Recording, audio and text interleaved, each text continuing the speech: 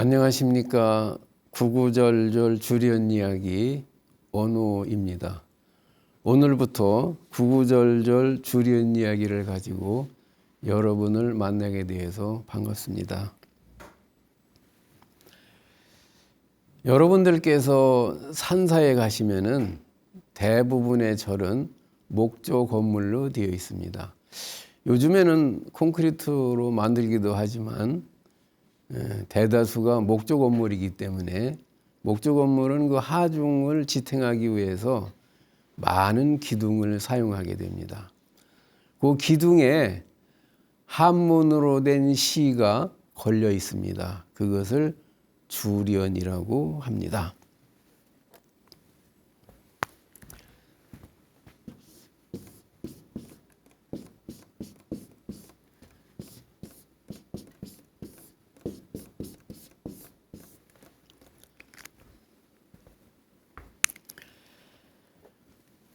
이 주련은 이 절로 절 문 안으로 들어올 때 언제든지 누구나 늘 보고 읽으라는 뜻으로 아주 잘 보이게 이렇게 걸어 놨습니다. 그런데 우리는 뜻을 모르기 때문에 아무런 느낌을 받지를 못합니다. 아주 너무나 좋은 내용을 담고 있지만은 그 뜻을 모르기 때문에 관심도 없을 뿐만 아니라 그렇기 때문에 그냥 지나치고 맙니다. 그러나 이 주련은 구구절절 좋은 내용을 참 많이 포함하고 있습니다. 이 주련이 한문으로 되어 있기 때문에 그냥 기다란 것은 기둥이요 검은 것은 글씨다 이렇게 많은 사람들이 치부하고 맙니다. 이 아는 만큼 보인다고 합니다. 모르는 만큼 안 보이겠지요. 이 주련은 짧게는 근래에도 만들어졌지만은 길게는 1000년 이상을 오랫동안 그 자리에서 있었습니다. 바람이 불면 바람에 또 구름이 또 지나가면 구름에 세수라고 몸단장을 하면서 나를 봐주기를 끝으로 오랫동안 그 자리에 서서 기다리고 있었지만은 많은 관람객들이 그냥 스쳐 지나가고 맙니다. 아무리 무정물이라고 할지라도 무시를 당하면은 서운할 수밖에 없습니다. 그 서운한 세월을 그렇게 오랫동안 감내하고 주련은 그 자리에 있었던 겁니다. 그래서 얼마나 그 마음이 상했는지 이 주련 판때기를 보면 많은 주림이 가 있습니다. 그 주련을 눈여겨 봐주고 그 뜻을 이해하게 되면은 아마 이 주련들은 좋아서 춤을 출 것입니다.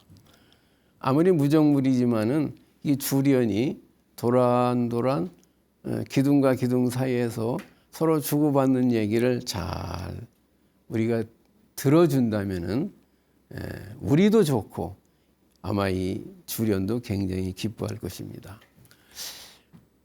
많은 사람들이 여행을 가고 명승지를 방문을 하는데 시내로 가지는 않습니다. 반드시 바닷가나 산으로 갑니다.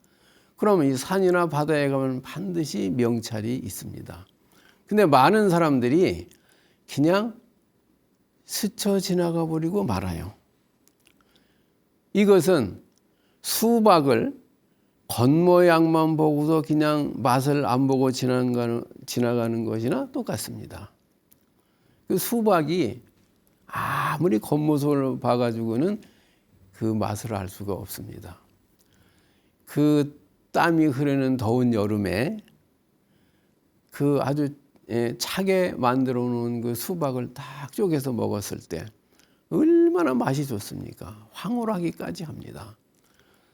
이 주련도 그러한 우리에게 감동을 주는 아주 무한한 좋은 글들이 많지만은 그냥 지나가 버리니까 마치 수박을 겉만 보고 지나가는 것이나 똑같습니다. 불교의 그 사상을 조금도 알 수가 없는 겁니다. 그거는 여기 다이아몬드가 있는데 산삼이 있는데 그냥 지나치는 거나 똑같아요.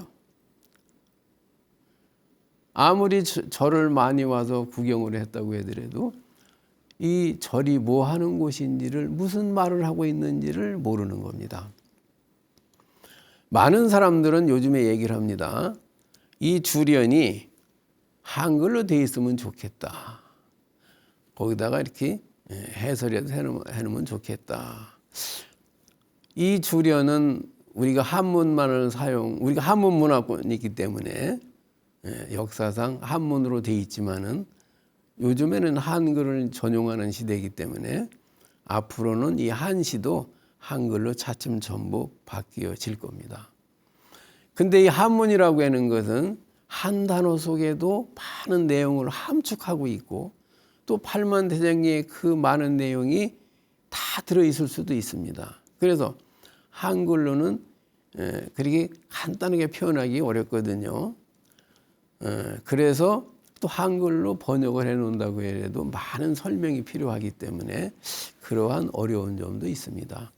그리고 교과서에 아무리 그 진도를 자세하게 써놨다고 할지라도 선생님한테 배워야만 내용을 알 수 있듯이 역시 한글로 해놔도 설명은 들어야 합니다. 저는 이제 절에 이렇게 구경을 갔다 왔다고 하는 사람한테 물어봅니다. 혹시 그 절의 주련을 못 보셨습니까? 못 봤다는 거예요. 분명히 있었지만 없었다는 겁니다. 관심이 없으니까 안 보이는 겁니다. 또 봐도 뭔 소리인지를 모르니까 이해하기도 어렵습니다. 그것이 또 한문으로 아는 사람도 정자체로 써 있으면은 이게 알기가 쉬운데 초서체, 예서체, 전서체로 써놨기 때문에 알기가 한문을 잘하는 사람도 어렵습니다. 그래서 많은 사람들이 절에 왔다 가는데 이 내용을 모르고 가니까 이 수박의 단맛을 모르고 가는 것처럼 불교의 이 중요하고 귀중한 말씀을 모르고 가니까 늘 안타까운 생각이 있었는데 이번에 BTN에서 이 주련을 해설할 수 있는 시간이 저에게 주어져서 저는 참으로 아주 기분이 좋습니다. 여러분들도 많은 기대를 가져주시고 또 이 시간을 많이 사랑해 주시기를 부탁드리겠습니다. 자, 그러면은 이제 주련을 이제 시작을 하는데 어느 절에서부터 시작을 할까 이런 생각을 하다가 일단 부산에 있는 금정산 범어사부터 시작을 하기로 했습니다.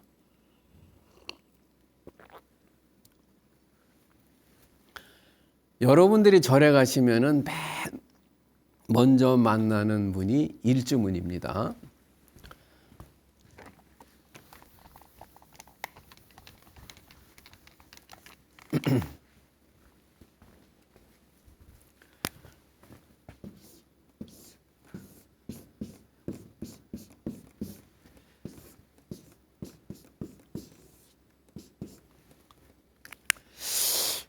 일주문이라는 뜻은 기둥이 하나로 된 문이다.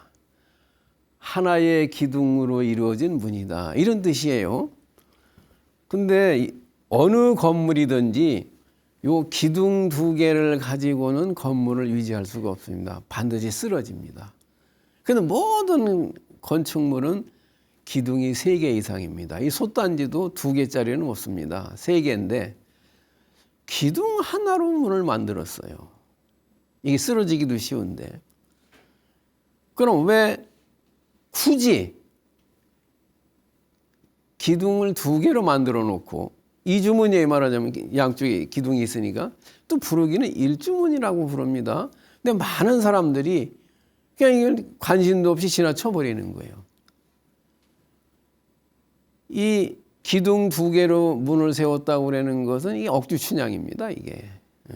그런데 어쨌든 그렇게 억지로 굳이 2개의 기둥으로 만들어 가지고 부르기는 또 일주문이라고 부른단 말이에요. 그럼 왜 그렇게 부르는지 아무도 관심을 갖지 않고 그냥 스쳐 지나갑니다. 여기에는 그렇게 얘기하고 싶은 무슨 뜻이 있었기 때문입니다. 그러니까 우리는 이 세상을 볼 때 둘로 봅니다. 반드시 둘로 보지만은 불교의 근본 사상은 이치는 하나라는 겁니다. 그래서 중생의 세계는 둘로 보이지만은 너와 내가 있지만은 부처님 세상에서는 하나라는 겁니다. 그래서 그 하나인 세계라는 것을 말을 하기 위해서 일주문이라고 부르는 겁니다. 그러면은 뭐가 그러면 하나냐? 생사가 하나라는 겁니다. 삶과 죽음이 하나고 만남과 헤어짐이 하나고 행복과 불행이 하나라는 겁니다. 이 둘이 아니라는 거예요. 근데 우리는 전부 둘로 보고 있어요. 그럼 우선 생사에 대해서만 말씀을 드려보겠습니다. 우리는 이제 사람이 죽습니다. 그러면 눈물을 흘리면서 보냅니다. 죽었다고 합니다. 그러면 저승에서는 또 태어났다고 환영을 합니다. 여기서는 죽었다고 그러는데 저승에는 태어났다고 환영을 하고 박수를 칩니다. 우리도 그렇게 이 세상에 왔습니다. 저승에서 금생으로 왔을 때. 그러면은 삶과 죽음이 하나라는 겁니다.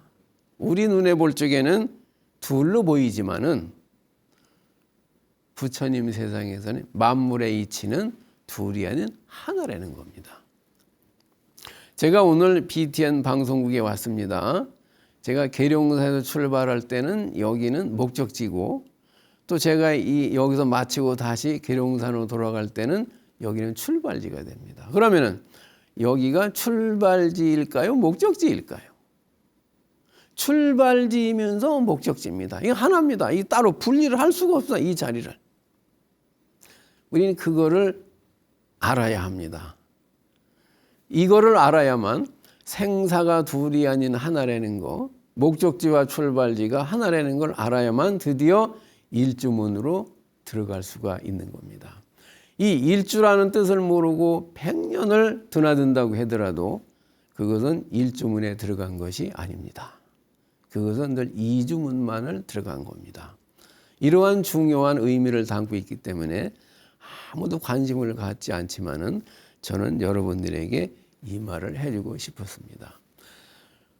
보통은 일주문이 절초입에 있는데 범어사는 일주문이 범어사는 보통 기둥이 2개인데 기둥이 4개예요. 그럼 사주문 아닙니까? 근데 불익은 또 일주문이라고 불러요. 기둥이 4개가 있을지라도 근본 바탕은 만물의 근본은 하나다. 이런 뜻입니다. 그러면 그 일주문을 거쳐서 안으로 들어오게 되면 천왕문이 나옵니다. 천왕문이라고 그러는 것은 사천왕이 동서남북에서 지키고 있다는 뜻이거든요. 원래 옛날에는 대웅전에 모셔져 있었지만은 지금은 따로 일주문 뒤에다가 4분을 모셨습니다. 그래서 이 범어사를 지켜주는 역할을 하고 있는 겁니다. 이것도 앞으로 자연스럽게 설명을 드리도록 하겠습니다. 이 천왕문을 지나서 이제 더 올라오게 되면은 불이문이라고 나옵니다. 여기는 또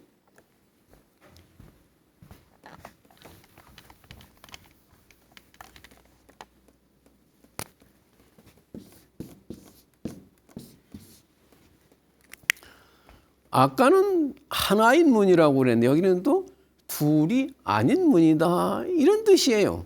그러면 둘이 아니면은 하나라는 뜻일까요? 셋이라는 뜻일까요? 이 문은 하나라는 뜻을 함축하고 있는데 그것을 하나라고 안 하고 둘이 아니라고 했습니다. 요 불이문을 통과해서 이제 안으로 들어가게 되면은 생사가 하나요, 거래가 하나요, 목적지와 출발지가 하나라고 하는 행복과 불행이 하나라고 하는 이상세계 부처님이 사시는 정멸의 세계가 나타납니다. 여기서 불이라는 뜻을 알고서 들어가면은 부처님을 만날 수 있지만은 이 불의가 뭔지를 모르고 불의할 뜻을 모르고 들어가는 사람은 불의의 세계를 만날 수가 없어요. 그냥 들어갔을 뿐이지 그 이해를 못합니다. 그래서 무학대사는 이렇게 말을 했다고 그러죠. 부처의 눈에는 부처만 보이고 돼지의 눈에는 부처도 돼지로 보인다. 그러니까 이 둘로밖에 안 보이는, 하나로 안 보이는, 둘로만 보이는 중생의 눈을 가지고 이 불의문을 통과해서 안으로 들어가면은 부처님을 볼 수가 없다는 거예요. 도로 거기는 사바세계가 돼 버린다는 겁니다. 그래서 불이라는 뜻을 알아야만 우리는 비로소 그 이상세계로 들어갈 수가 있는 겁니다. 그래서 불이라고 하는 그 문을 해탈문이라고도 합니다. 이 둘이 아니라는 것을 안 상태를 해탈이라고 그러니까 불이문을 해탈문이라고도 합니다. 그래서 이 해탈문을 통해서 들어가야만 드디어 부처님을 만날 수가 있는 겁니다. 중생의 몸과 마음을 가지고는 100년을 여길 들어갔다고 하더라도 그 세계에 들어간 것이 아니라 그 세계가 도로 중생의 세계로 변해버리는 겁니다. 그래서 요 불의문에서 불의가 뭔가라는 걸 우리는 또 알아야 됩니다. 자, 이 불의문에 가면은, 그러니까 대다수의 어느 절에 가도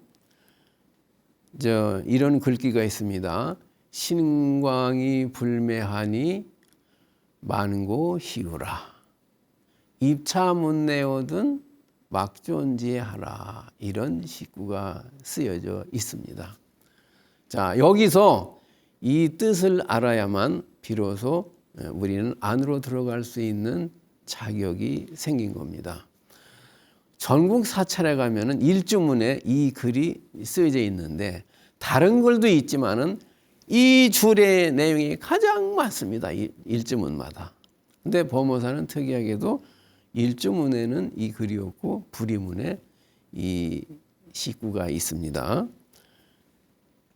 그러면은 요 그냥 말로 해서는 잘 모르실 테니까 한번 써보겠습니다.